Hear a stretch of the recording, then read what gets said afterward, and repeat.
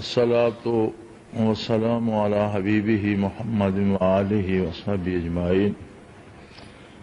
اعوذ باللہ من الشیطان الرجیم، بسم اللہ الرحمن الرحیم۔ کل ایک بہت اچھا سوال کیا کسی نے، اور واقعی بات قابل غور ہے کہ آج بھی قرآن حکیم وہی ہے ہمارے پاس جو آقا نامدار صلی اللہ علیہ وسلم پر نازل ہوا، اور ارکان دین بھی وہی ہیں، اوامر و نواہی بھی وہی ہیں، اللہ بھی وہی ہے اور اللہ کا نبی بھی وہی ہے، نبوت بھی وہی ہے۔ لیکن کیا وجہ ہے کہ اس زمانے میں مٹھی بھر لوگوں نے صحرا سے، خانہ بدوشی سے اور ایک بیاباد ملک سے اٹھ کر پوری دنیا کو مسخر کر ڈالا؟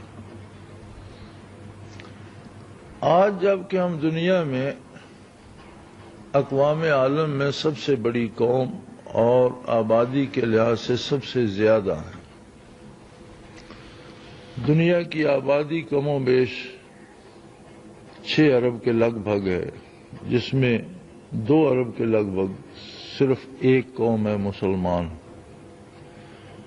اور باقی 400 کروڑ میں یا 4 ارب میں 122 اقوام شامل ہیں۔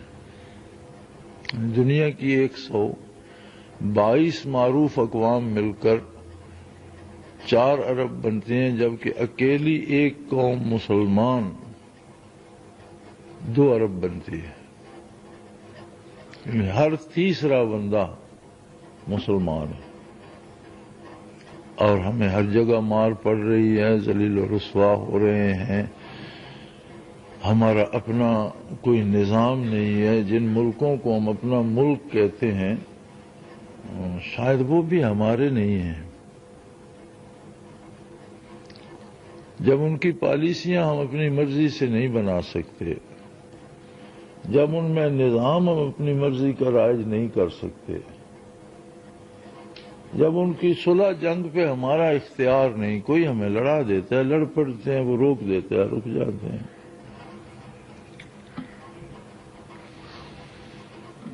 واقعی بڑا مناسب سوال ہے، اور اس پہ فکر کی جانی چاہیے، سوچا جانا چاہیے کہ کہاں، کس جگہ کیا کمی ہے۔ لوگ آج بھی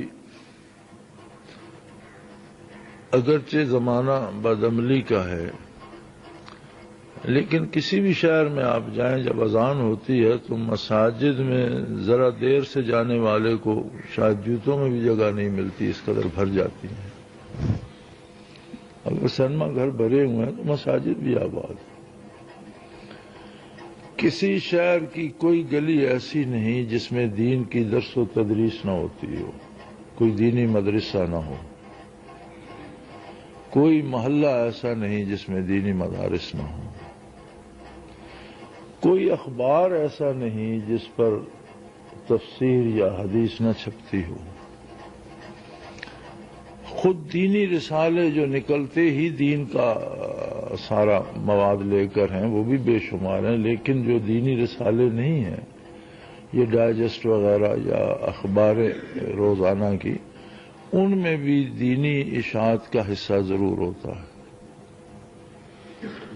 ریڈیو پر بھی، ٹیلی ویژن پر بھی تلاوت کا، ترجمے کا یا تبلیغ کا وقت ضرور ہوتا ہے، تھوڑا ہو یا زیادہ ہو لیکن ہوتا ضرور ہے۔ پھر تبلیغی جماعت کے نام پر ایک بہت بڑی جماعت پوری دنیا میں ہمہ وقت تبلیغ میں سرگرم ہے. کتنے جمعے کے خطاب ہوتے ہیں کوئی گن نہیں سکتا کہ چپے چپے پر گلی گلی میں مسجد ہے اور ہر مسجد میں ایک خطیب ہے اور جمعے کا خطاب ہو رہا ہے. روزانہ کے درس قرآن کتنے ہوتے ہیں. طالب علموں کی تعداد یقیناً لاکھوں سے تو متجاوز ہوگی. اس سب کے ہوتے ہوئے مسلمان من حیث القوم اور اسلام من حیث الطرز حیات کوئی حیثیت نہیں رکھتے. تو اس سارے کا سبب کیا ہے؟ یقیناً کوئی چیز ایسی ہے جو عہد نبی علیہ صاحب الصلاۃ والسلام میں تھی اور آج نہیں ہے. پھر عہد نبی علیہ صاحب الصلاۃ والسلام کے بعد بھی آپ 1400 سال کی تاریخ دیکھیں تو صرف زوال ہی نہیں، عروج و زوال کی بہت سی داستانیں ملتی ہیں. عروج بھی ہوا، زوال بھی ہوا.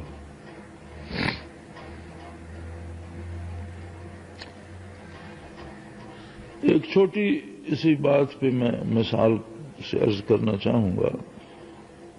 تاتاریوں کا جو لشکر تھا یہ ایک بلائے عظیم تھا. وحشت میں وہ حد سے گزرے ہوئے لوگ تھے. یہی نہیں کہ آبادیوں کو تہس نہس کرتے تھے، جنگلوں سے گزرتے تو جنگلی جانوروں کو بھی قتل کرتے جاتے تھے. جہاں پانی کے کنویں یا چشمے ہوتے ان میں زہر ڈالتے جاتے تھے. جس شہر کو فتح کرتے تو انسانی سروں کے مینار بناتے تھے اور اسے اونچا کرنے کے لیے حاملہ عورتوں کے پیٹ سے بچے نکال کر ان کے سر کاٹ کر بھی اس میں شامل کرتے تھے. رحم یا انسانیت نام کی کوئی چیز ان میں نہیں تھی.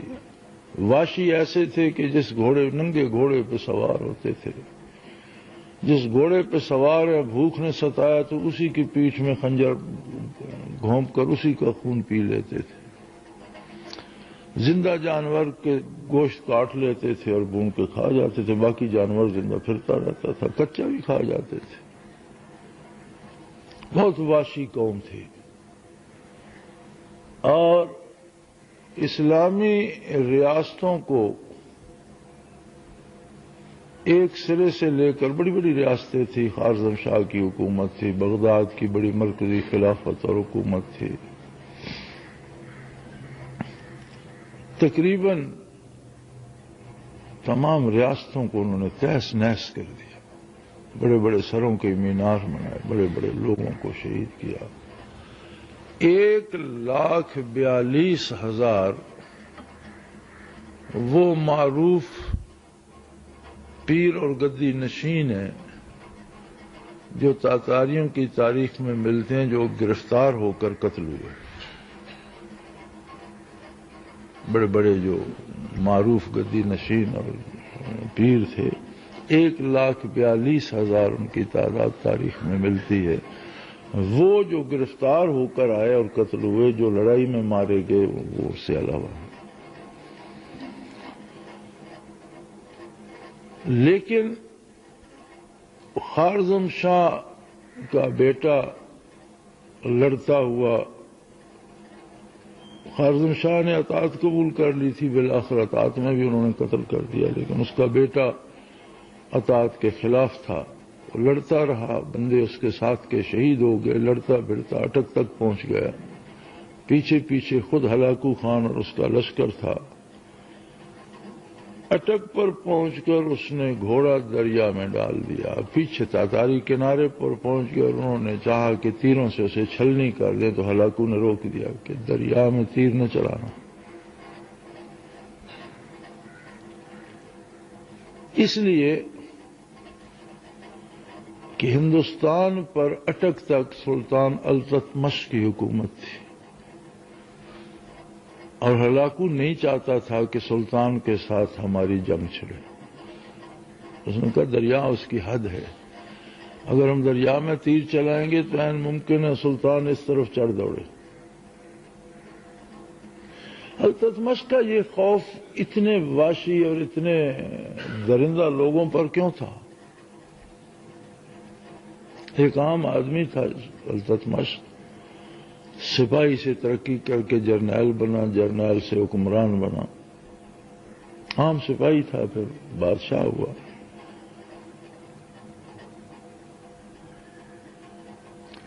خواجہ بختیار کاکی رحمۃ اللہ تعالی علیہ کا شاگرد تھا اور برکات نبوی سے اس کا سینہ معمور تھا اور ذاکر تھا، صرف بادشاہ نہیں تھا۔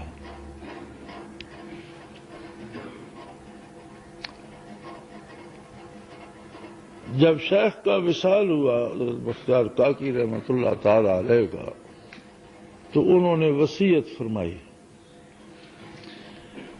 کہ میرے جنازے کی امامت وہ شخص کرے گا جس نے کبھی بے وضو آسمان نہ دیکھا ہو، کبھی جان بوجھ کر تہجد قضا نہ کیے ہوں، اور عصر اور عشاء کی سنتیں جان بوجھ کر کبھی نہ چھوڑی ہوں۔ یہ تین باتیں جس میں ہوں گی وہ میرے جنازے کی امامت کرے گا۔ کبھی بلا وضو جو چھت سے باہر نہ نکلا اور بے وضو اس کی نگاہ آسمان پر نہ پڑی ہو، تہجد جس نے جان بوجھ کر قضا نہ کی وہ چھوڑی نہ ہو، عصر اور عشاء کی سنتیں جان بوجھ کر نہ چھوڑی ہوں۔ قطب الدین بختیار کاکی رحمۃ اللہ علیہ کے مریدین میں بڑے بڑے مشائخ، بڑے بڑے صوفی، بڑے بڑے عالم اور ہندوستان کے نامور لوگ، عمراء، جب خود بادشاہ مرید تھے، وہ انسانوں کا ٹھاٹھے مارتا ہوا سمندر تھا، لیکن کوئی امامت کے لیے آگے نہیں نکل رہا۔ یہ شمس الدین التتمش تھا جس نے یہ جملہ کہا کہ حضرت آپ جاتے جاتے مجھ غریب کو بے نقاب کر ہی گئے، اور سلطان نے نماز جنازہ پڑھائی۔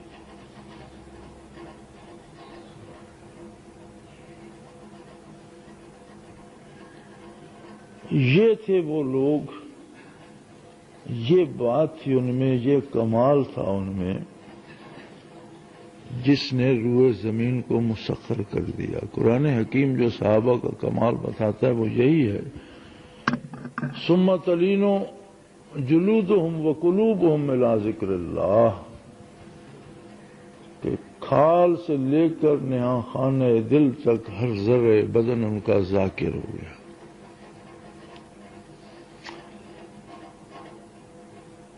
اور آپ تاریخ کو دیکھ لیں، جہاں جہاں آپ کو اسلام کا، مسلمانوں کا عروج ملے گا، وہاں کے حکمران بھی ذاکر ملیں گے، علماء بھی ذاکر ملیں گے، عوام بھی اللہ اللہ کرنے والے ملیں گے۔ اور جہاں جہاں اللہ اللہ چھوٹ گئی، ظاہری اعمال بے شک ہوں گے لیکن اصل وہ قوت نہیں رہے گی۔ ہاتھ پاؤں تو سلامت ہوتے ہیں مرنے والے کے، آنکھیں سر میں موجود ہوتی ہیں، دماغ سر میں موجود ہوتا ہے، دل سینے میں موجود ہوتا ہے، لیکن جب روح نکل جاتی ہے تو سب کچھ بیکار ہو جاتا۔ ہمارے پاس اسلام کا ظاہر موجود ہے، نمازیں ادا کرتے ہیں، زکوٰۃ دیتے ہیں، حج کرتے ہیں، لیکن مغلوب ایسے ہیں کہ اس کے باوجود ہمیں سود کھانا پڑتا ہے، سودی نظام میں ہم اس طرح گھرے ہوئے ہیں۔ ایسے مغلوب ہیں غیر مسلم قوتوں سے کہ ہم اپنے مقدمات کا فیصلہ قرآن و سنت کے مطابق نہیں کر سکتے، غیر مسلموں نے جو جسے آئین و دستور بنایا اس کے مطابق ہی ہوگا۔ یعنی ہمارا ہونا نہ ہونے کے برابر ہے۔ جیسے وجود میں روح نہ رہے، ہاتھ پاؤں ہر چیز سلامت ہوتی ہے لیکن اس کا ہونا نہ ہونے کے برابر ہوتا ہے، تو اصل جو ہماری گم شدہ طاقت یا روح ہے من حیث القوم مسلمانوں کی، وہ ہے برکات نبوت، تعلیمات نبوت کے ساتھ روح ہے برکات نبوت، جو تعلیمات سے مقدم ہے، یزکیہم ویعلمہم الکتاب والحکمہ، ہم نے اس میں غفلت برتی۔ سلطان بیبرس ایک عام آدمی تھا لیکن اللہ کا بندہ تھا، اللہ اللہ کرتا تھا، ایک عام آدمی تھا، اس کے پاس حکومت بھی نہیں تھی۔ پہلے تو اس نے ایک مجاہدین کا لشکر بنایا، حسن بن سبا نے جن پہاڑوں میں جنت ارضی بنا رکھی تھی، حسن بن سبا باطنیوں کا امیر ہوا ہے، شیخ ہوا ہے، شیخ الجبال بھی کہتے ہیں، پہاڑوں میں رہتا تھا، اور اس نے باطنی فرقہ ایجاد کیا تھا، جو بظاہر مسلمان ہوتے ہیں اور بڑے بظاہر ولی اللہ کا روپ دھارے ہوتے ہیں لیکن اندر سے اسلام کے سخت خلاف ہوتے ہیں، اور قرآن کے اپنے طرز کے معنی ایجاد کرتے ہیں کہ قرآن کا ظاہر کچھ اور ہے، باطن کچھ اور ہے، اس طرح کی خرافات بکتے رہتے ہیں۔ حسن بن سبا نے بڑی دولت جمع کی تھی اور اس نے جنت ایسے بنائی تھی کہ دیواروں پر سونے کے پتھرے چڑھا دیے، چاندی کے پتھرے چڑھا دیے، سونے چاندی کی دیواریں، شیشوں کی دیواریں، ان میں مشک و عنبر بھر دیا، سونے اور چاندی کے درخت بنائے اور ان پر جواہرات اور ہیروں کے پھل لگا دیے، پرندے سدھائے جو کھانا یا کباب کی پوٹلی اٹھا کر لے جاتے تھے اور انہیں دیتے تھے، پھر لمبا اس کا ایک سلسلہ تھا۔ اب بیبرس اکیلا بندہ تھا، اللہ اللہ کرنے والا، لیکن مجاہد تکڑا آدمی تھا، اور یہ باطنی جو تھے یہ لڑائی کے طور طریقوں کے بڑے ماہر تھے، خاص کر خنجر زنی میں ان کا کوئی ثانی نہیں ہوتا تھا، یہ اس پہ بڑی مشق حاصل کرتے تھے، اور ہر باطنی کی آستین میں چھوٹا سا خنجر ہوتا تھا۔ بیبرس نے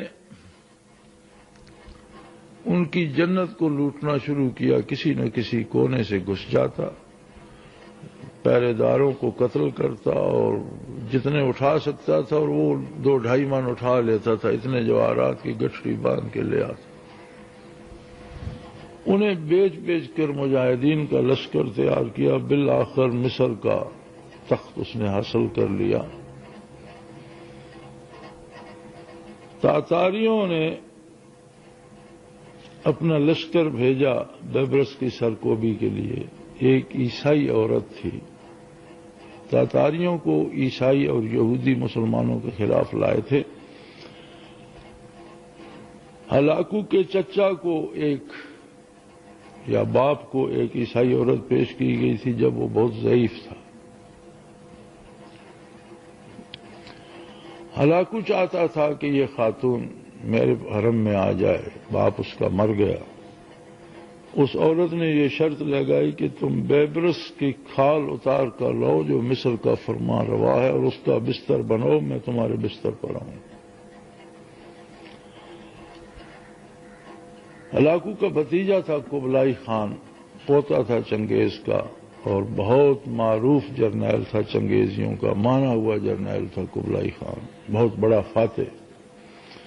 ایک لشکر جرار دے کر قبلائی خان کو بیبرس کے مقابلے میں ہلاکو نے بھیجا، اور وہ عورت بدبخت جو تھی وہ اس لشکر کے ساتھ گئی کہ میں اپنے ہاتھوں سے بیبرس کی کھال اتاروں گی اور اتار کر لاؤں گی۔ سلطان بیبرس نے شہر سے باہر نکل کر میدان میں ڈیرا ڈال دیا اور کھلے میدان میں مقابلہ ہوا، قبلائی خان قتل ہوا، ہزاروں تاتاری مارے گئے، سلطان کو فتح ہوئی، اور اس خاتون کو سلطان نے پکڑ کر گھوڑے کے آگے لگا دیا اور وہاں سے بھگا کر مصر تک لایا، کنیزوں میں شامل فرمائی، اور ہلاکو کو خط لکھا، اور حکم دیا کہ اس قبلائی کے لاش کے اتنے ٹکڑے کیے جائیں جتنے شہر کے دروازے، اور ہر دروازے پہ ایک ٹکڑا لٹکا دو. لوگوں میں جو وہم ہو گیا کہ تاکاری ناقابل تسخیر ہیں، لوگوں کو پتہ چل جائے کہ یہ بھی عام انسان ہے. قبلائی خان کے ٹکڑے دروازوں پہ لٹکا دیے اور علاقوں کو خط لکھا کہ کم از کم آ کر اپنے جرنیل کے یہ بدن کے ٹکڑے تو اتار کر لے جاؤ. تاتاری لشکر نے اس طرف منہ نہیں کیا. ساری مسلمان ریاستوں کو روند ڈالا، اپنا جرنیل مروا کر بھی، معروف جرنیل مروا کر بھی ادھر کا رخ بھی نہیں کیا. ہندوستان میں آنے کی جرت بھی نہیں کی. وجہ کیا تھی؟ ان کے پاس برکات نبوت بھی تھی، ان کے دل روشن تھے، ان کے سینے روشن تھے، اور یہ عام انسان نہیں تھے. یہ وہ لوگ تھے جن کے گوشت پوست کے اندر انوارات نبوت اور تجلیات باری بھی تھیں، اور یہی مسلمان کی قوت ہے. خدا نخواستہ اگر یہ قوت مائنس کر دو تو پیچھے عام انسان رہ جاتا ہے. عام انسانی خصوصیات کسی غیر مسلم میں مسلم کی نسبت زیادہ ہو سکتی ہیں. اسلحے کا وہ زیادہ ماہر ہو سکتا ہے، سائنس میں وہ زیادہ ترقی کر سکتا ہے، میڈیکل میں شاید وہ ہم سے زیادہ سمجھ سکتا ہے، لڑائی کی چالیں بھی شاید ہم سے وہ زیادہ سمجھ لے. لیکن جب بات آتی ہے اس کمال پر، اس قوت پر، تجلیات باری پر، انوارات نبوت پر، برکات نبوت پر، تو یہ دولت کافر کے پاس نہیں ہوتی. اور ایمان کی اساس یہی ہے، اقرار باللسان و تصدیق بالقلب. زبانی اقرار کے ساتھ تصدیق قلبی ضروری ہے، اور یہی اساس ہے تصدیق قلبی ایمان کی. اسی کو اگر پروان چڑھایا جائے تو یہی ایمان ایک ایسی قوت بن جاتا ہے جو انقلاب آفرین ہوتا ہے. اللہ کریم پھر سے مسلمانوں کو یہ دولت گمگشتہ عطا کرے. الحمدللہ.